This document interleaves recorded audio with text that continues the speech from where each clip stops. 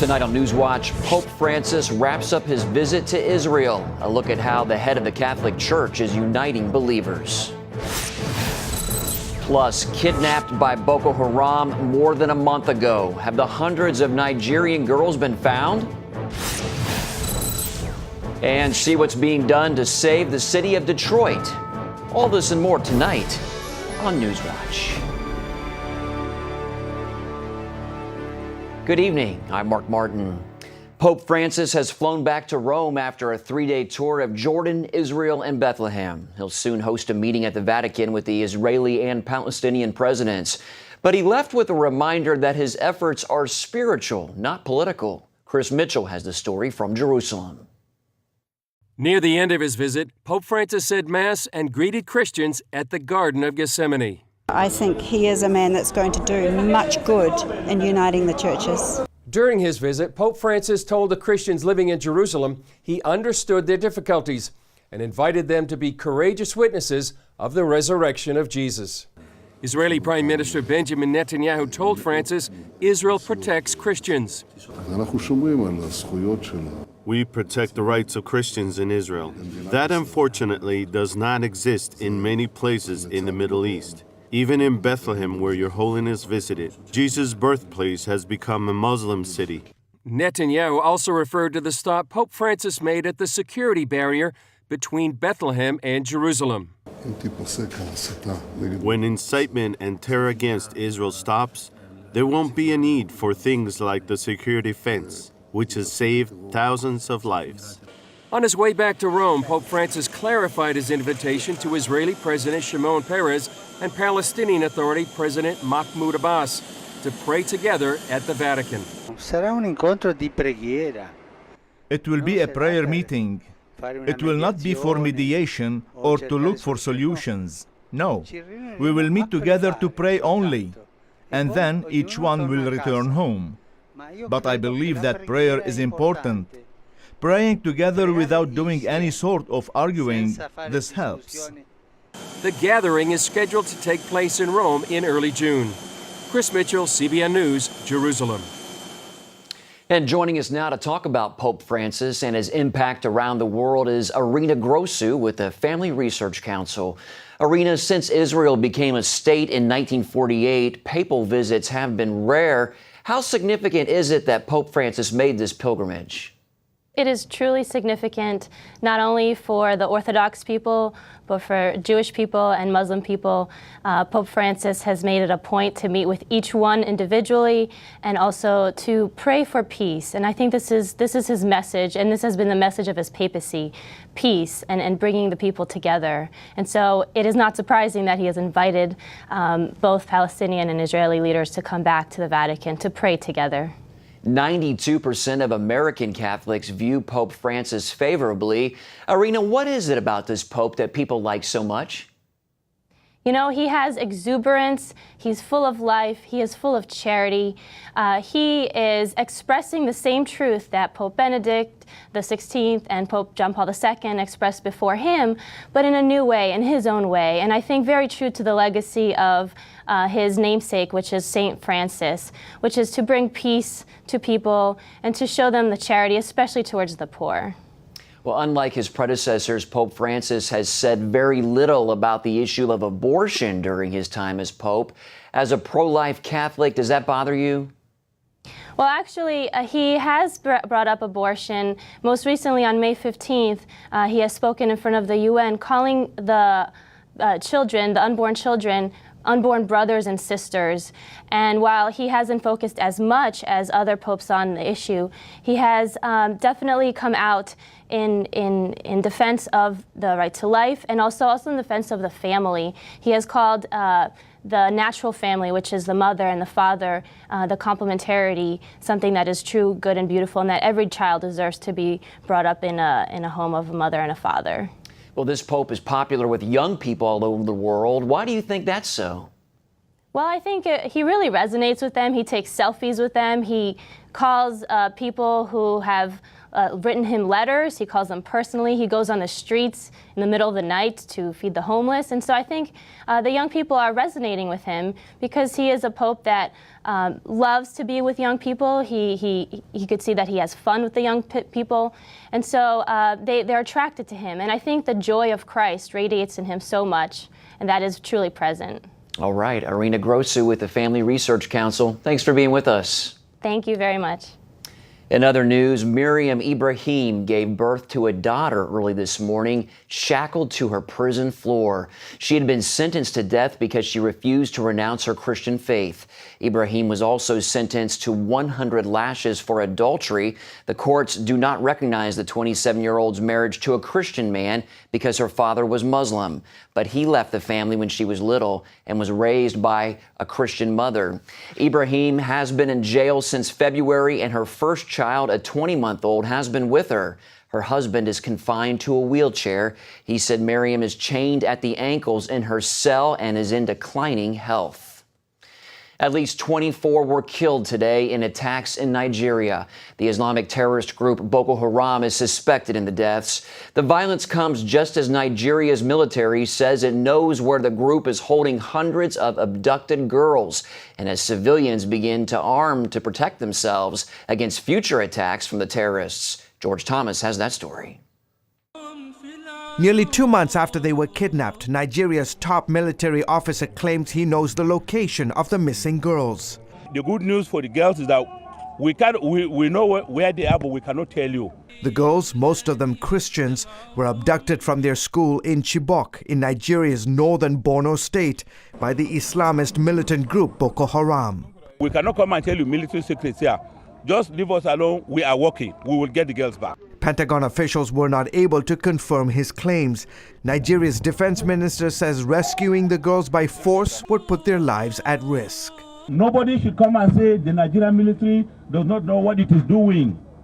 We know what we are doing. We can't go and kill our girls in the name of trying to get them back. Except for this video of the kidnapped girls, which was released by the terrorist group, little is known about their whereabouts. In the video, the group's leader threatened to sell the girls if the government does not release Boko Haram fighters being held in prison. The US, UK and France have military and intelligence personnel on the ground in Nigeria searching for the girls. Meanwhile, in Borno State, the epicenter of Boko Haram's insurgency, civilians angry that their government isn't doing enough to provide protection are beginning to form their own security task force. Men armed with swords, bows and arrows, machetes and homemade guns have set up checkpoints in and out of the state. More than 470 have been killed since the girls were abducted 7 weeks ago. George Thomas, CBN News. A team of inspectors overseeing the dismantling of Syria's chemical stockpile came under fire earlier today. The convoy was traveling to the site of an alleged chlorine gas attack when a roadside bomb hit one of their vehicles. The Organization for the Prohibition of Chemical Weapons says all staff members are safe and back at their operating base. The circumstances of the attack remain unclear. Syria's remaining declared stockpile has been packaged for shipment out of the country to meet a June 30th deadline for destruction. In Ukraine, fierce clashes between government forces and pro-Russian fighters have left more than 40 people dead. The violence happened Monday, a day after Ukraine's presidential election. And although the situation in the city of Donetsk is more calm tonight, the tension remains. The mayor of Donetsk is warning residents to stay away from balconies and windows in case of airstrikes. Businesses have let employees go home from work. The heavy fighting has died down, but tensions are still high. After Monday's airstrikes by government forces, the Ukrainian Interior Minister said its military took back the Donetsk airport. He also said Ukrainian forces destroyed a pro-Russian separatist military base and camp near the Russian border. The violent clashes happened a day after billionaire candy tycoon Petro Poroshenko claimed victory in Ukraine's presidential election. In his victory speech, Poroshenko vowed Ukrainians would beat back the pro-Russian separatists causing an uproar in the east, even saying it would take just hours, not months. The mayor of Donetsk says 43 people were killed in Monday's fighting between Ukrainian soldiers and pro-Russian separatists, including 8 Russian citizens. Civilians were among the dead, and more than 30 people were wounded. This man says a vehicle carrying pro-Russian fighters came under attack. He says at first a sniper shot the driver, and then a grenade launcher and other weapons were used in the attack. Russia is demanding Ukraine stop its military operations in the east. Russia promised Tuesday to help Ukraine's president-elect if he tries to negotiate a peaceful end to the unrest. But the Russian foreign minister strongly warned him to not work toward a quick military victory against the rebels. Russia's foreign minister is promising Russia will support Ukraine's newly elected president in efforts to launch a dialogue with the separatists. Poroshenko pledged to negotiate with the East, but also vowed to root out the pro-Russia separatists. Here at home, concern is growing over the fate of 3 men missing after a Colorado mudslide. Rescue teams tonight have suspended their search because of unsafe conditions, but residents in the area refuse to give up hope. Well, we're praying. Everybody on this mountain is praying for a miracle right now, and we hope that that they may be stranded somewhere or in such a way that they avoided it. But right now they have not been heard from. We've flown the area and haven't seen anything from the air. The mudslide happened Sunday in Mesa County. Recent rain saturated a mountain ridge, causing it to collapse, sending mud rushing down a 3-mile-long path. The area of the slide is relatively remote, so no structures or roads were destroyed. The 3 missing men were in the area, estimating damages from a previous smaller mudslide. Coming up, how some voters overseas are using elections to fight against the European Union. When it comes to finding true love, we've got a little surprise for you. All other dating shows don't have a prayer. Your church is about to play matchmaker. Oh, my word. Natalie Grant and congregations from coast to coast help one of the faithful find their chosen one. Tall, dark, handsome. He cries easy. It Takes a Church premieres Thursday, June 5th at 9/8 Central, only on Game Show Network. I was having some pains between my shoulder blades. At that point, everything changed. Diagnosis, pancreatic cancer. First, there was prayer. The second is to fight. As soon as we walked through those doors at Cancer Treatment Centers of America, all my anxiety left. The pastoral care here is based on the Bible, based on the Word of God, just as it is at our own church. When you combine the great medicine with the spiritual resources we have, it provides the patients with something that really can make a difference. You got a pastor right there on staff praying with patients, and whether it be scripture or whether it just be a word of encouragement to say, God's got this. If you or someone you love is fighting complex or advanced stage cancer, go to cancercenter.com/faith.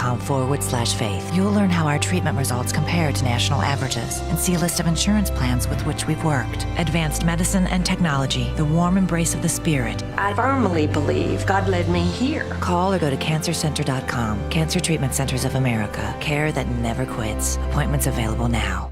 When it comes to finding true love, we've got a little surprise for you. All other dating shows don't have a prayer. Your church is about to play matchmaker. Oh, my word. Natalie Grant and congregations from coast to coast help one of the faithful find their chosen one. Tall, dark, handsome. He cries easy. It Takes a Church premieres Thursday, June 5th at 9/8 Central, only on Game Show Network. Congress is putting pressure on the Obama administration to confront Russia. It comes after allegations Russia is violating a key nuclear arms treaty. Moscow is accused of testing a new ground-launched cruise missile, violating a 26-year-old treaty that calls for their elimination. The Obama administration has privately addressed the issue with Moscow, but some in Congress want the matter to be dealt with publicly. Voters in Europe are letting the European Union know they're unhappy. EU opponents have won parliamentary elections in Britain and France. One politician says the vote shows a complete loss of trust in the parties that support the EU. Dale Hurd has the story from Brussels.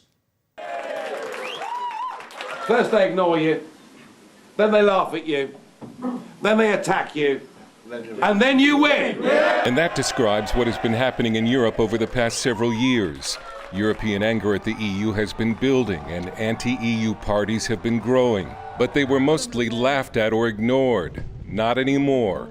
Now the EU faces powerful political forces that want to destroy it, as UKIP's Nigel Farage told European reporters very plainly. I don't just want Britain to leave the European Union, I want Europe to leave the European Union. I don't believe that flag, that anthem, and that president, whose name no one knows, really represent what Europe should be.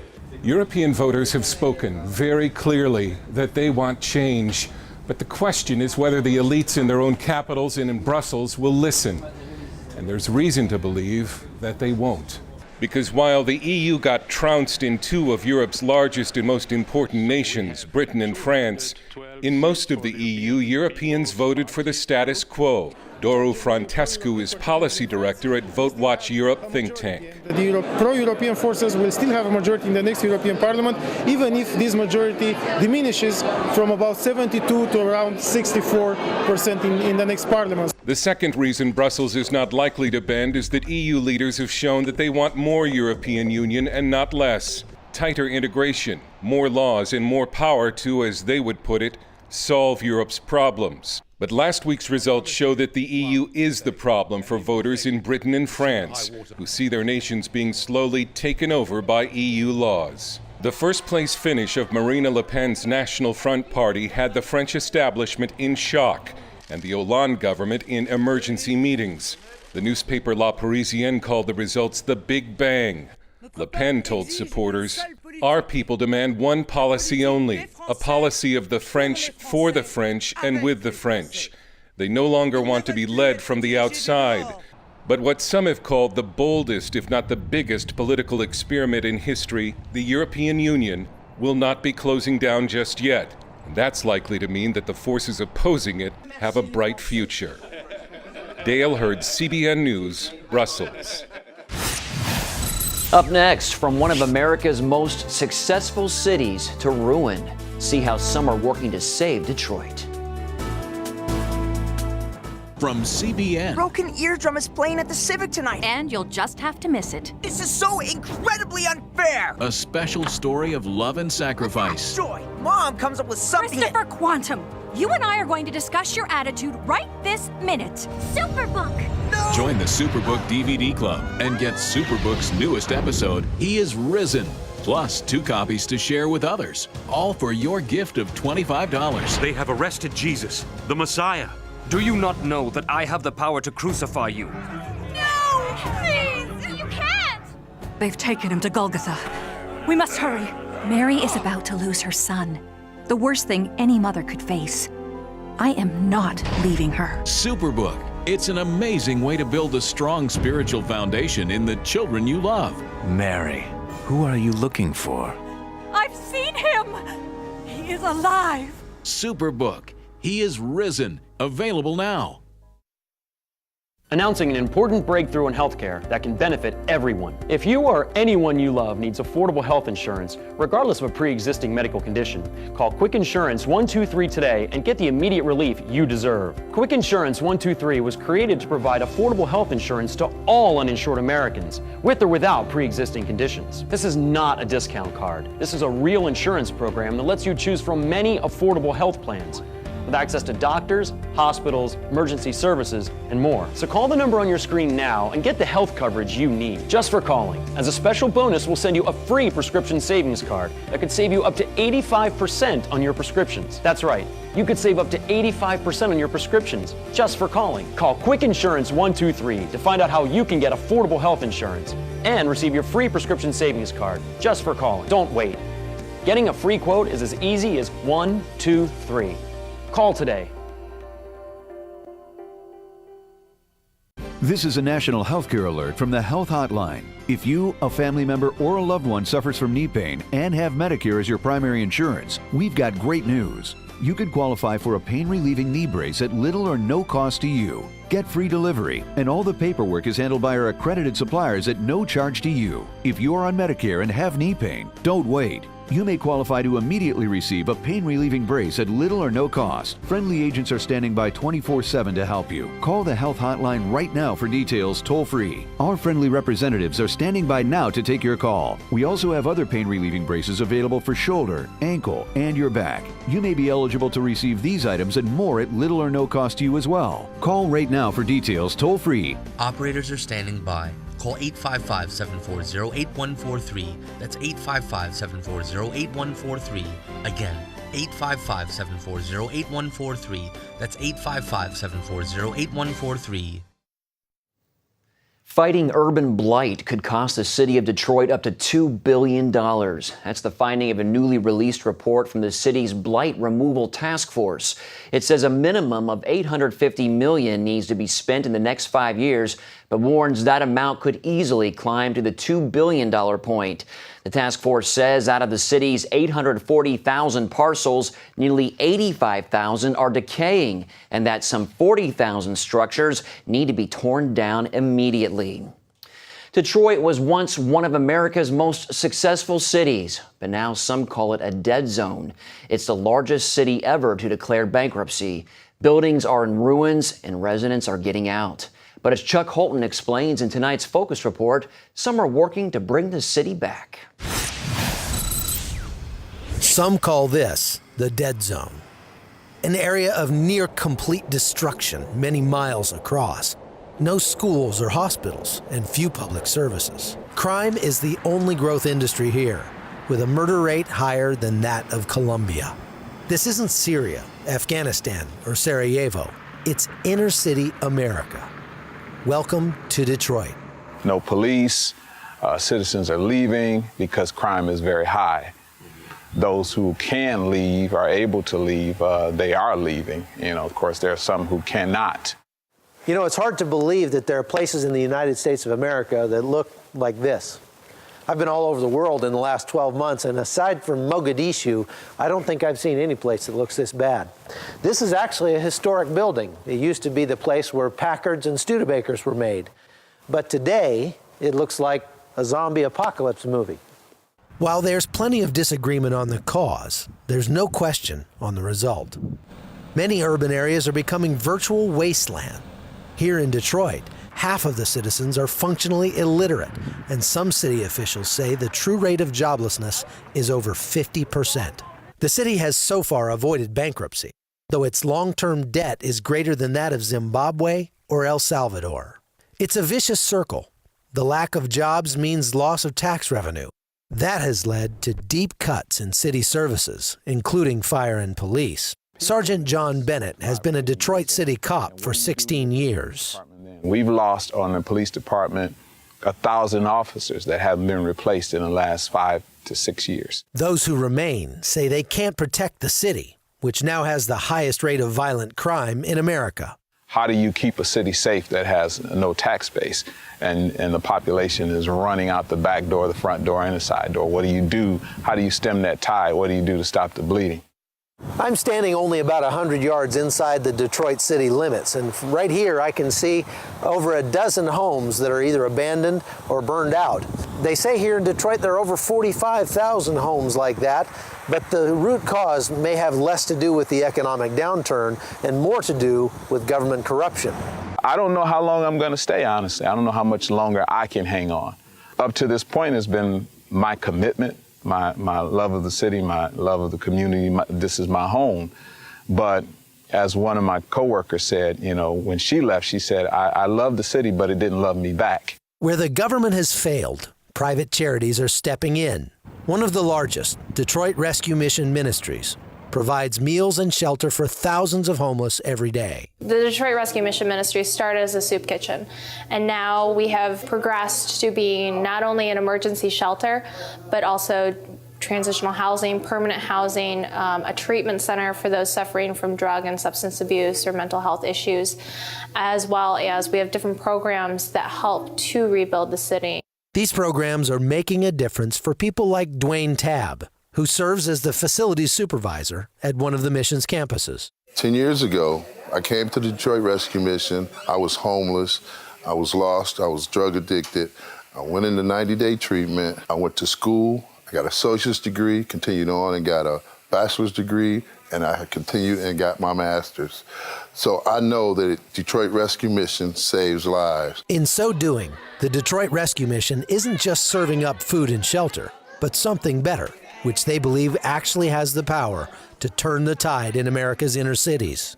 Not only do we provide life skills to these individuals, but we also minister the Word of God, which ultimately is the crux of our mission. From Detroit, Michigan, I'm Chuck Holton for CBN News. Up next, a reunion story more than 8 decades in the making. Announcing an important breakthrough in healthcare that can benefit everyone. If you or anyone you love needs affordable health insurance, regardless of a pre-existing medical condition, call Quick Insurance 123 today and get the immediate relief you deserve. Quick Insurance 123 was created to provide affordable health insurance to all uninsured Americans, with or without pre-existing conditions. This is not a discount card. This is a real insurance program that lets you choose from many affordable health plans, with access to doctors, hospitals, emergency services, and more. So call the number on your screen now and get the health coverage you need, just for calling. As a special bonus, we'll send you a free prescription savings card that could save you up to 85% on your prescriptions. That's right, you could save up to 85% on your prescriptions, just for calling. Call Quick Insurance 123 to find out how you can get affordable health insurance and receive your free prescription savings card, just for calling. Don't wait. Getting a free quote is as easy as 1, 2, 3. Call today. This is a national healthcare alert from the Health Hotline. If you, a family member, or a loved one suffers from knee pain and have Medicare as your primary insurance, we've got great news. You could qualify for a pain-relieving knee brace at little or no cost to you. Get free delivery, and all the paperwork is handled by our accredited suppliers at no charge to you. If you're on Medicare and have knee pain, don't wait. You may qualify to immediately receive a pain-relieving brace at little or no cost. Friendly agents are standing by 24/7 to help you. Call the Health Hotline right now for details toll-free. Our friendly representatives are standing by now to take your call. We also have other pain-relieving braces available for shoulder, ankle, and your back. You may be eligible to receive these items and more at little or no cost to you as well. Call right now for details toll-free. Operators are standing by. Call 855-740-8143. That's 855-740-8143. Again, 855-740-8143. That's 855-740-8143. Two half-sisters have a lot of lost time to make up for. That after only recently learning they are related after 85 years apart. Zelda Gates and Rita Knight met for the first time. The two share a dad, but were never told about each other. Zelda discovered her lost sister after reading her father's will. I just wondered what he was like and wonder how it's come he never tried to find Mother or Mother didn't try to find him. I don't know what the connection was or what happened between them. I've often wondered, but I never did know. Mother didn't never talk about it. And I asked, but she was rather evasive, so I didn't push it. Well, I think it's wonderful. And we look so much alike. I mean, it's unbelievable. No, I didn't say she looked like me. I just thought she looked good. Well, I mean that. Oh, look at them. Well, although the sisters live in different states, they say they look forward to building a relationship. They're on the right track after 85 years. Wow. Well, that's all for this edition of NewsWatch. Remember, you can email us your comments and questions at newswatch@cbn.com. Good night.